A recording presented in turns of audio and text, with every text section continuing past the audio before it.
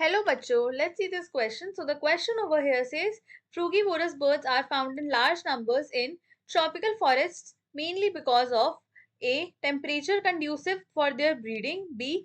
Lack of niche specialization. C. Higher annual rainfall. D. Availability of fruits throughout the year. So question में बोला है कि जो फ्यूगीवोरस birds होती हैं ये लार्ज नंबर में पाई जाती हैं इन tropical forest areas because different options given है, हमें मेन रीजन बताना है इस चीज का.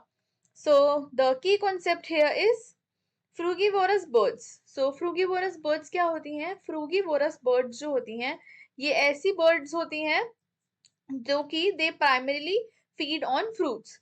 सो फ्रूगीवोरस बर्ड्स जो होती हैं ये प्राइमरीली सिर्फ फूड्स पर ही फीड करती हैं, सॉरी फ्रूट्स पर ही फीड करती हैं एंड फ्रूट्स पर ये फीड करती हैं. नाउ व्हाट हैपेंस इज कि ये जो बर्ड्स होती हैं they play a crucial role in the ecosystem. They inhabit particularly in tropical forest. So इनकी जो डाइट होती है they consume wide variety of fruits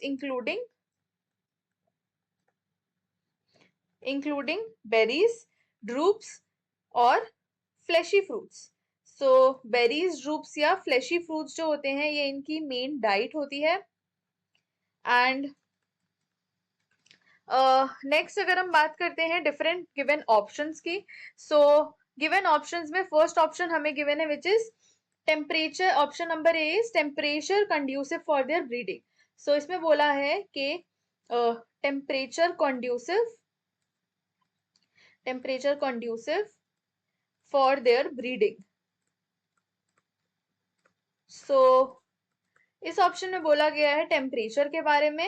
and what happens is कि ट्रॉपिकल फॉरेस्ट जो होते हैं they generally have warm and stable temperature.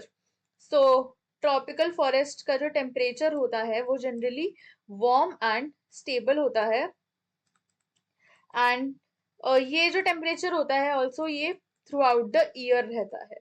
सो पूरे साल यही टेम्परेचर रहता है which can create favourable conditions for breeding.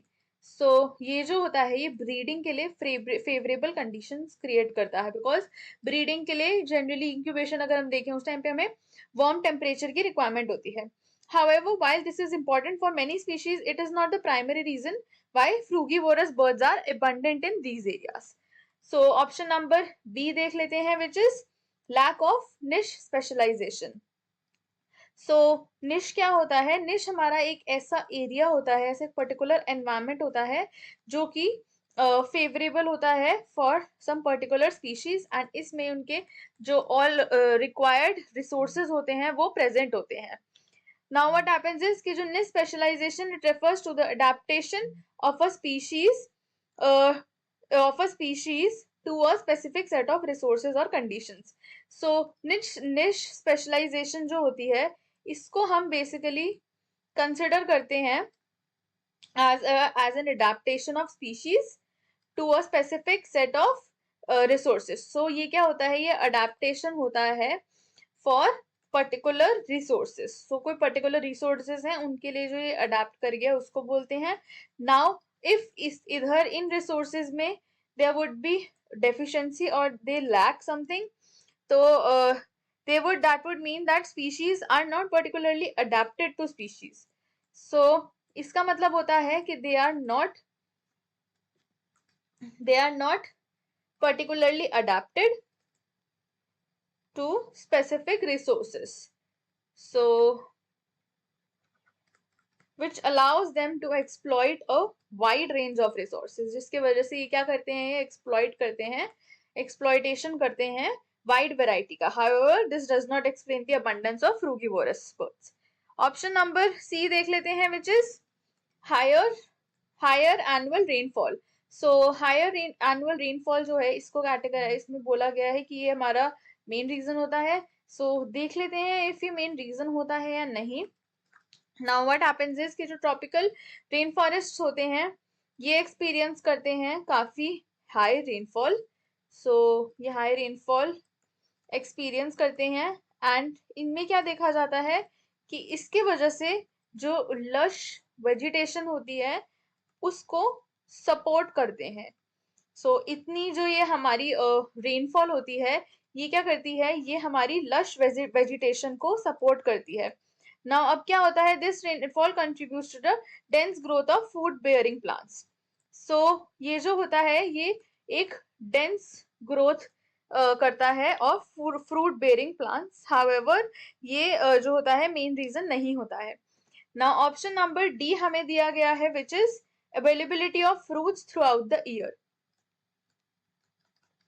So availability of fruits throughout the year जो है, इसमें बोला गया है कि जो फ्रूट्स हैं वो थ्रू आउट द ईयर मिलते हैं, यही रीजन होता है इनका अबंडेंट होने का। नाउ व्हाट हैपेंस इज कि yes, this option is correct, because क्या होता है, जब अगर हमें सोर्सेज हैं वो इनफ मिल रहे हैं, तो जो हमारी स्पीशीज हैं वो बढ़ती हैं। नाउ जो ट्रॉपिकल फॉरेस्ट होते हैं, they are characterised by a continuous supply of fruits throughout the year, and इसकी वजह से क्या होता है, एक डाइवर्सिटी रहती है एंड अबंडेंस होती है फ्रूटिंग प्लांट्स की। सो डाइवर्सिटी एंड अबंडेंस होती है ऑफ फ्रूटिंग प्लांट्स, एंड इसकी वजह से क्या देखा जाता है कि एक स्टेडी फूड सप्लाई होती है। स्टेडी फूड सप्लाई है, इसका मतलब जो हमारी स्पीशीज है वो इजीली फीड कर सकती हैं। इसके वजह से there is abundance of frugivorous birds. So therefore the correct answer for this given question is option number D, that is availability of fruits throughout the year. Hope you understood it well. Best of luck.